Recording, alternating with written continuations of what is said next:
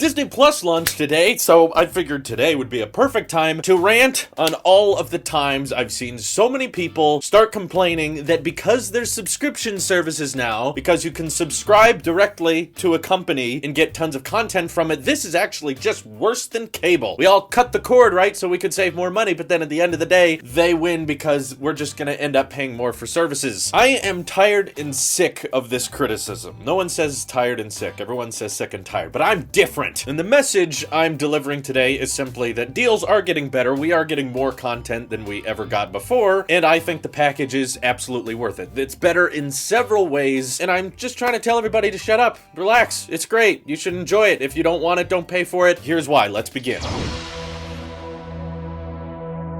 First of all, the average price of cable is much higher than what most of us are willing to pay for monthly subscriptions. At least in the United States, I'm not going to pretend I know what it is for the rest of the world, but here, average price of cable TV is pretty high. Sometimes it can fall between $80, sometimes up to $100. The actual price of what people are paying for cable television can oftentimes be distorted because it's getting coupled together with your Wi-Fi bill and with other services that they provide with your cable, so it's hard to know exactly, but most average statistics say that for cable TV, a lot of people end up paying upwards of over $50 to $60 a month. And there's so many boomers, sorry, am I allowed to say that? So many older generations, let's use that terminology, that are accustomed to paying for cable TV and local news and sports and that kind of thing to the point that they don't know any differently. They don't know that there's other ways to get your content. So they end up just continued paying for it, and that's what everyone's used to. But the up and coming generations, maybe some of us that don't care that much about cable TV, I think are noticing how good the deals really are. I'm not here to sell you Disney Plus or Apple TV Plus or Netflix. I'm not a salesman, all right? I'm just a YouTuber, but my point still stands that price-wise, for what you're getting for your money, it's a way better value than it ever was before. For one, cable TV, it's upwards of $100 a month, sometimes a little lower, sometimes more. I'm just gonna put it at an average of $70 a month, okay? That's below what most people pay for cable, but because I don't want the Wi-Fi bill getting mixed in, I'm just gonna go ahead and say that's what the average cable subscriber ends up paying, $70 a month. The stupid thing about cable TV is that this includes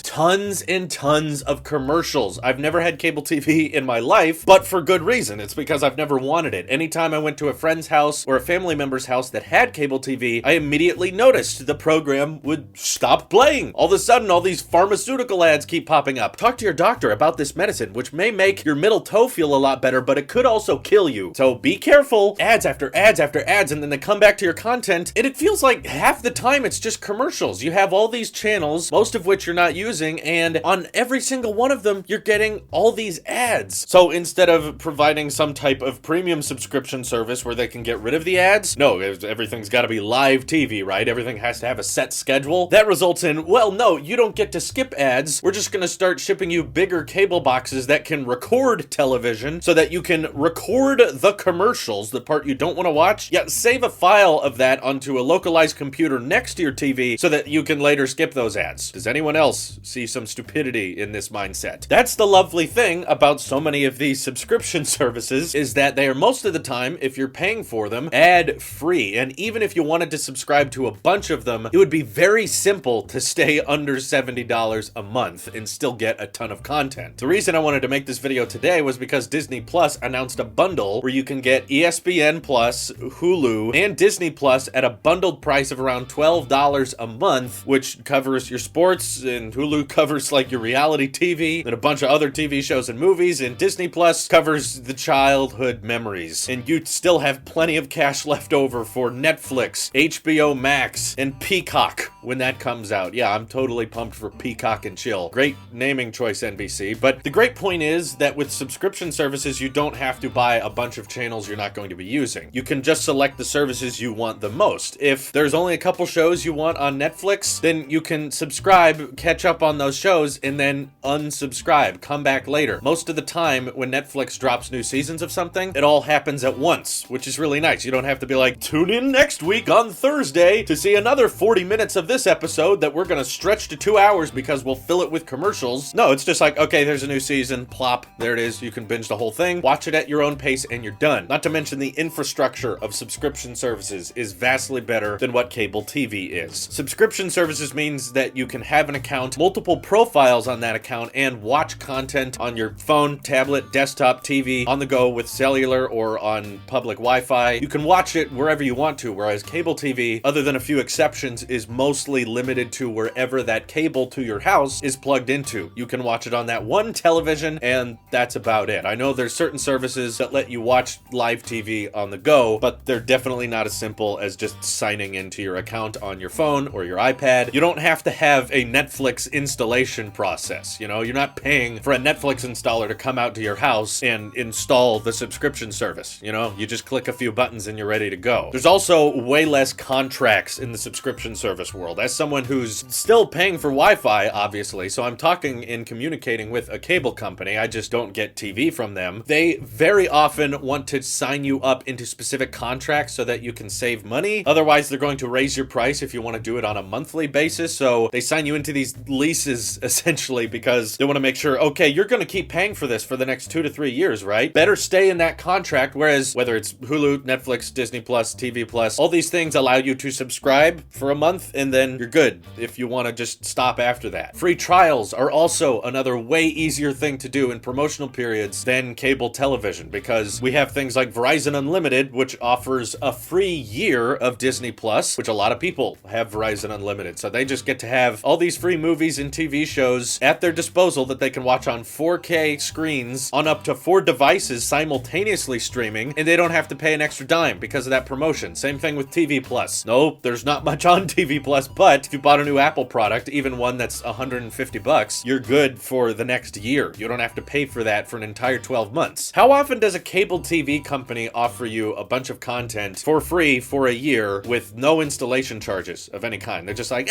we know you just moved in, you're new to the block, we're just gonna pay for your cable for 12 months. No, that doesn't happen. In fact, they can't do that because of how flawed that infrastructure is. Not to mention, here at least, cable TV, it's not great picture quality. I mean, at best, it's like 1080i, but it feels like most of the time, even with very high resolution TVs, you know they can be supporting high resolution, but when they go straight through coax cable, just comes out the other end as like 480i. I know coax can do better in that, but so much of the time, whenever I see someone watching cable TV, it's always this 720p garbage blurry fest. And I get it, there's some cable TV channels some of you like to watch, and you need the news or you need the sports live as it's happening, but please people, just don't make the argument that you're gonna end up spending the same amount with subscription services. You'd have to really try to get up on the national average for what citizens pay for cable TV. I mean, you would have to sign up for like every subscription service there is. You'd have to sign up for Netflix, HBO Max, Hulu, Disney Plus, TV Plus. I mean, that's only $5 a month. I don't know how much Peacock is gonna cost, but still, even if you paid for all of these subscription services, I don't know, throw in a few others I can't even think of right now, and try to match that of the national average for cable TV, the main difference is you could watch all of those services on any device you want. All of them would likely support much higher resolution viewing than what cable TV can provide, and 99% of the time, you're not going to be getting any commercials. You can watch the content whenever you want to on your own pace. You don't have to record ads and then skip through them. There's less commercials for a cheaper amount. You can download them for offline use very easily, and that's why so many people are doing it. A lot of people act like companies just all decided they were going to switch to subscription services. No, they didn't. They adjusted to the times. A bunch of customers started paying for Netflix a decade ago, and everyone started realizing that's the better deal. I can save a lot of money and get a lot of content if I just subscribe monthly to a service. So once these big studios realized that was a great way to get a lot of people to sign up for your service, they all started doing it. The market had a demand and businesses adjusted to that demand. Don't act like it's just as bad or it's way worse than before. Much more flexibility, much better infrastructure, way more accessibility, and less commercials. And again, you don't have to pay for 10 different subscription services if you don't want to. You can just pick and choose the ones you want. You don't have to buy an entire complete package filled with old commercials and TV that's gonna look blurry on most screens. That's why subscription services are not that bad. I'm personally very excited for the fact that Disney Plus launched, and they give you a free week unless you have Verizon Unlimited, in which you can get a free year. Share it with your friends, and you'll have more content than you know what to do with. Trust me, I turned on the app this morning, I looked at all the content and went,